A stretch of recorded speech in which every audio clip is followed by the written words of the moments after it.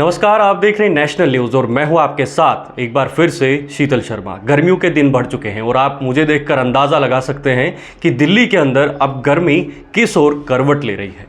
एक अच्छी खबर है दिल्ली वासियों के लिए, दिल्ली के लोगों के लिए। जैसे आप पहले से ही जानते हैं कि दिल्ली के अंदर कितना बड़ा मेट्रो का जो नेटवर्क है उससे लोगों को कितनी सारी सहूलियत मिलती है, कितना सारा जो है उनको इस काम में आसानी हो जाती है, यात्रा में आसानी हो जाती है। इसी तरह का एक और काम जो है दिल्ली के अंदर हुआ है।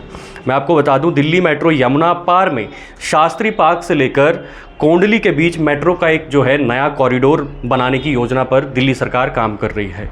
इस पर कम लागत वाली जो मेट्रो है वो बनेगी, यानी जिसे लाइट मेट्रो कह सकते हैं। जैसे आपका फेसबुक है, उसी का फेसबुक लाइट आता है, यानी छोटे एमबी में या छोटा एक उसमें कम मेमोरी होती है। उसी तरह एक लाइट मेट्रो के रूप में जो है इस कॉरिडोर को जो है वो बनाने की तैयारी है दिल्ली सरकार की ओर से। तो एक बड़ी खबर और अच्छी खबर है शास्त्री पार्क के आसपास के लिए, लोगों के लिए, और साथ ही साथ जो इसका जो दूसरा कनेक्शन दिया जा रहा है वो कोंडली दिया जा रहा है। तो इन सब के लिए अच्छी खबर है। इस रिपोर्ट में देखिए आखिर ये प्रोजेक्ट जो है वो कब तक तैयार होगा, किस लागत में जो है इस प्रोजेक्ट को तैयार किया जाएगा और आखिर लोगों के लिए क्या क्या सहूलियत दी जाएंगी, इस रिपोर्ट में देखिए। दिल्ली मेट्रो यमुना पार में शास्त्री पार्क से कोंडली के बीच मेट्रो का एक नया कॉरिडोर बनाने की योजना पर काम कर रही है।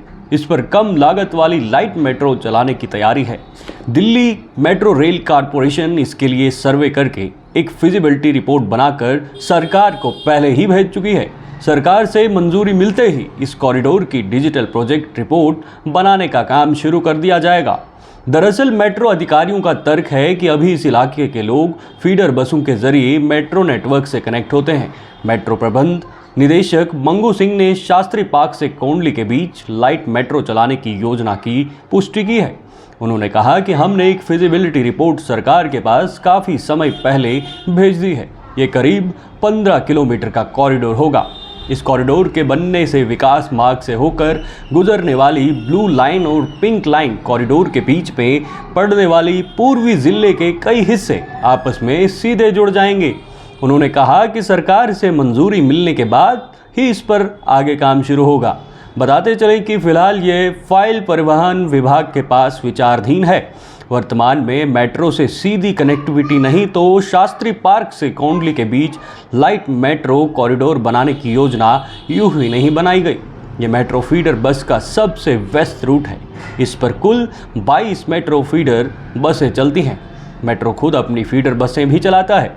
ये कोंडली मयूर विहार फेज़ 3, कल्याणवास मयूर विहार फेज़ 2, पांडव नगर, शकरपुर, लक्ष्मी नगर, Gita colony, Ramesh park, Gandhi Nagar, Pushta road से सटे इलाकों को कनेक्ट करता है। इसमें लक्ष्मी नगर, मयूर विहार फेज़ 2 इलाके को छोड़ दें तो ये पूर्वी जिले का वो इलाका है जहां पर अभी मेट्रो नेटवर्क की सीधी कनेक्टिविटी नहीं है। नया कॉरिडोर अगर बनता है तो इससे इस इलाके के 1 दर्जन से अधिक इलाकों को फ़ायदा होगा।